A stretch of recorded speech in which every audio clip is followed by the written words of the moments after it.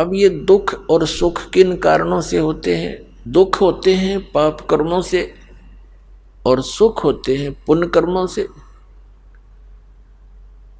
और जो संसारिक व्यक्ति भक्ति भी नहीं करते और उनको सब सुविधाएं प्राप्त हैं, अच्छा कारोबार है या कोई अच्छी पोस्ट है, परिवार भी उसका अच्छा सेट है, बच्चों के विवाह भी ठीक हो गए हैं, कहने का भाव यह है कि वो एक पुण्यकर्मी प्राणी है और वो पुण्य उसने किसी पहले जन्म जन्मांतरों में किया हुआ है, क्योंकि वर्तमान में तो कुछ कर ही नहीं रहा और फिर भी सुखी है।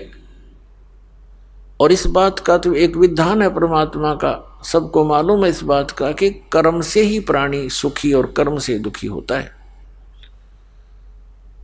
अब जब तक उस पुण्यकर्मी प्राणी के पुण्य चलेंगे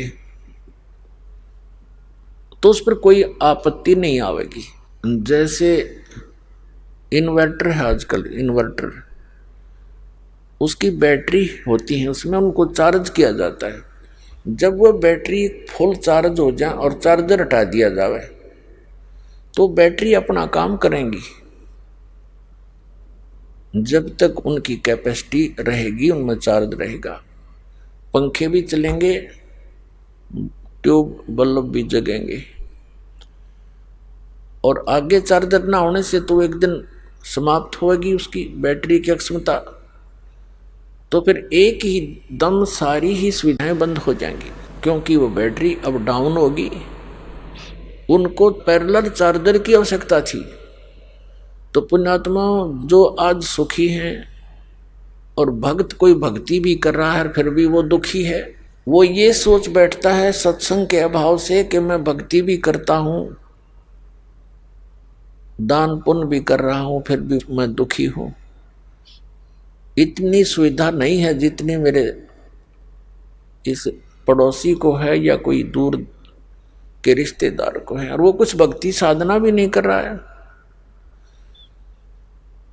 तो ये उन भक्तों के मन में आ सकता है जो ज्ञान कंप्लीट नहीं सुन पाए हैं।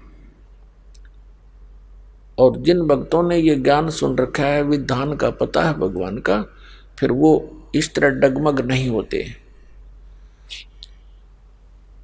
तो वो भक्त सोचते हैं कि दूसरे भक्ति भी नहीं करते हैं फिर भी सुखी हैं ये लोग।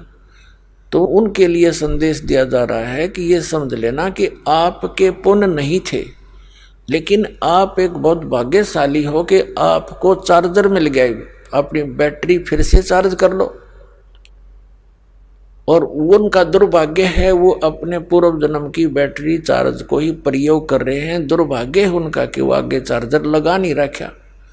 आप तो आने वाले समय में इतने सुखी हो जाओगे कि दुनिया देखेगी, और वो इतना दुखी होगा कि कहर टूट जाएगा उस परिवार पर जब उनके पुण्य समाप्त होंगे।